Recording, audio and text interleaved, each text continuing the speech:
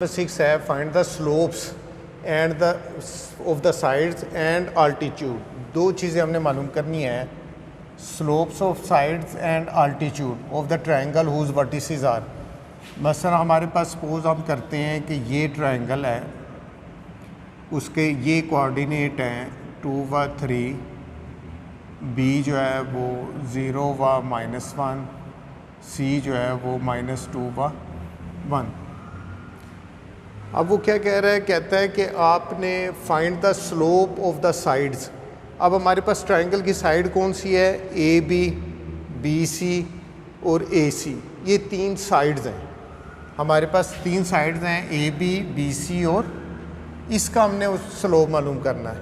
इसका मतलब है कि हमने slope of A B, slope of B C, slope of A C मालूम करना है। दूसरी बात क्या कहता है, एंड अल्टीट्यूड। अल्टीट्यूड क्या होता है, परपेंडिकुलर फ्रॉम इस वर्टेक्स से इस साइड पे जो परपेंडिकुलर होगा डेट इज़ कॉल्ड अल्टीट्यूड। तो सबसे पहले हमने क्या करना है, हमने स्लोप मालूम करना है साइड्स का। तो अब ये दो पॉइंट्स हैं हमारे पास, जब दो पॉइंट्स हों तो स्लोप का ये फार्मूला होता है। तो सबसे पहले अब हमने क्या करना है कि स्लोप ऑफ ए बी, उसको हम क्या देते हैं, m1। This is equal to y2 minus y1 over x2 minus x1। बात वही है कि इसमें अब हम ए बी जब लेंगे तो ये x1 हो जाएगा, ये y1 हो जाएगा, ये x2 हो जाएगा और ये y2 हो जाएगा। अब हमने इस फार्मूले में ये फिट कर देना है। तो ये हमारे पास क्या हो जाएगा, y2 कितना है, -1, y1 कितना है, -3, माइनस ये और y1 3 है। फिर x2 कितना है, 0 माइनस, और x1 कितना है, 2। तो ये हमारे पास आ जाएगा -4 ओवर -2, -3 -1 -4 और ये -2, ये कैंसिल। तो ये हमारे पास 2 और 2 2 ज़र 4, तो ये 2 आ गया। इसका मतलब है m1, ये स्लोप ऑफ ए बी आ गया। अब हमने स्लोप ऑफ बी सी, ये साइड है, ए बी हमारे पास क्या है, स्लोप ऑफ द साइड। हमारे पास साइड तीन है, ए बी साइड है, बी सी है और ए सी। तो स्लोप ऑफ ए बी हमने मालूम कर लिया। अब हम मालूम करेंगे स्लोप ऑफ बी सी, उसको हम लेट कर लेते हैं m2 है। अब ये बी सी है तो ये हमारे पास x1 हो जाएगा, ये y1 और ये x2 y2। जब भी हमारे पास दो पॉइंट हो गए तो आपने इस तरह करना है। तो अब हमने ये, मैं इसको कर देता हूँ, मिटा देता हूँ ताकि आपको कन्फ्यूजन ना रहे कि अब आपने जो भी दो पॉइंट्स हों, अब हमने इतने क्वेश्चन कर लिए हैं, आपको अंडरस्टूड होना चाहिए। अगर हम बी सी का मालूम कर रहे हैं, ये x2 y2 है, ये x1 y1 है, तो हमने क्या करना है, y2 माइनस y1, तो 1 माइनस -1, फिर x2 माइनस x1, तो ये आ जाएगा 2 माइनस -2 x2 -0। तो ये हमारे पास आ जाएगा 1 + 1 और ये हमारे पास -2। तो ये 2 ओवर 2, ये इससे कैंसिल हो जाएगा तो -1। ये हमारे पास m2 जो है ना वो क्या आ गया, -1। अब हमने मालूम करना है स्लोप ऑफ ए सी, ये आपके पास m2 आ गया। अब हमने मालूम करना है स्लोप ऑफ ए सी, इसको हम लेट कर लेते हैं कि m3 है। अब ये ए सी है हमारे पास, ए सी, तो ये x1 y1, ये क्या हो जाएगा, x1 y1 और ये हो जाएगा x2 y2। तो हमारे पास फार्मूला वही लगना है, y2 माइनस y1, तो 1 - 3, x2 माइनस x1, तो -2 -2 माइनस करके, माइनस ये फार्मूले का है, ये वाला फार्मूले का, -2 तो ये हमारे पास आ जाएगा -2 ओवर -4, ये इससे कैंसिल, तो ये आ जाएगा 1 ओवर 2।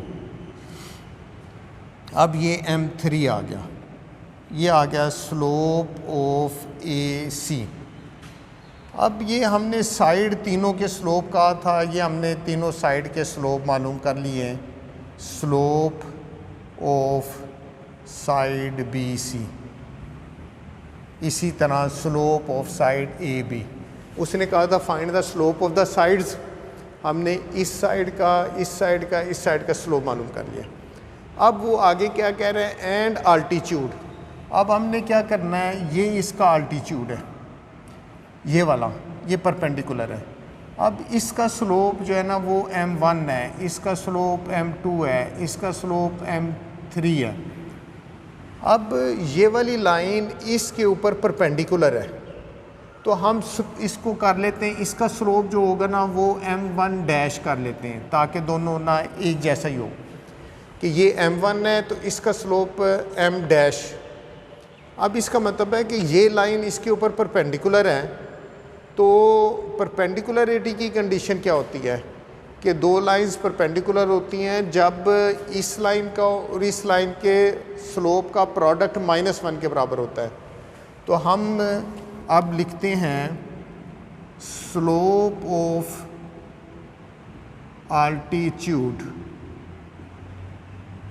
इसको बेशक नाम दे दें हम, ABC है तो C, इसको हमने D कह दिया, CD।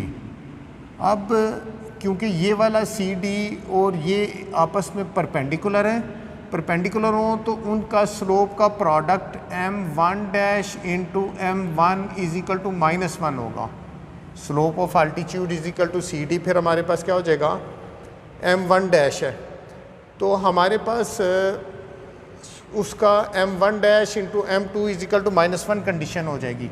अगर आप लिखना चाहते हो तो ये लिख लें कि slope of altitude is equal to m1 dash. अब हम लिखते हैं because CD is perpendicular to AB, ये CD AB पे परपेंडिकुलर है, तो m1 dash into m1 is equal to -1।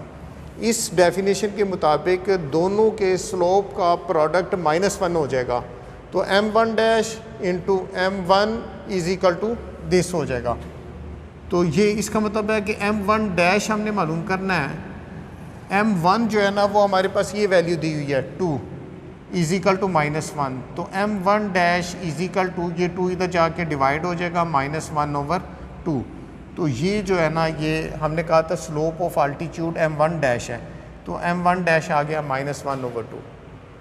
इसी तरह अगर हम ये वाला आल्टीट्यूड, ये परपेंडिकुलर इसके ऊपर आएगा, तो ये CD के ऊपर, CB के ऊपर, अब ये आ गया, इसका हमारे पास m2 है स्लोप, तो इस लाइन का फिर हम लेट कर लेते हैं m2 डैश है, तो हम करते हैं कि स्लोप ऑफ, इसको हम E कह देते हैं, slope of altitude AE is equal to m2 dash. m2 dash है तो क्योंकि बिकॉज अब ये हमारे पास AE परपेंडिकुलर है, AE is perpendicular to BC, तो इसका जो स्लोप है m2 है इस BC का, और AE का स्लोप m2 डैश है, तो m2 dash into m2 is equal to -1 होगा इस कंडीशन के मुताबिक। m2 की वैल्यू हमारे पास -1 है, तो m2 dash into -1 is equal to -1, ये इधर डिवाइड हो जाएगा, तो m2 dash is equal to -1/-1, ये इससे कैंसिल, तो m2 डैश की वैल्यू आ जाएगी 1। अब हमारे पास यही फिगर है, दोबारा हम उसी फिगर को मैं ले रहा हूँ ABC। अब हमने ये वाला, अब इसके ऊपर ये तीसरा आल्टीट्यूड ये आ जाएगा, इसको हमने लिखा है DE, तो इसको हम कर देंगे F। इसका जो स्लोप है वो हमने किया हुआ है m3, ये देखें, तो इसके ऊपर जो परपेंडिकुलर है उसका हो जाएगा m3 डैश, तो हमारे पास आल्टीट्यूड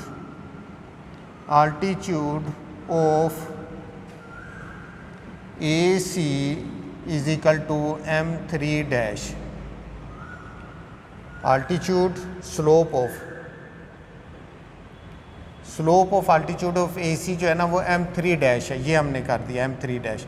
अब क्योंकि इसका स्लोप m3 है इसका, तो देयरफॉर हम कह रहे हैं कि BF is perpendicular to AC, therefore m3 dash into m3 is equal to -1। m3 की वैल्यू हमारे पास क्या है 1/2, तो m3 dash into 1/2 is equal to -1, ये इधर क्रॉस मल्टीप्लाई हो जाएगा, तो m3 dash is equal to -1 into 2/1, तो m3 dash is equal to -2 हो जाएगा। तो ये स्लोप आ गया इसका अल्टीट्यूड का, तो ये रिक्वायर्ड आंसर है।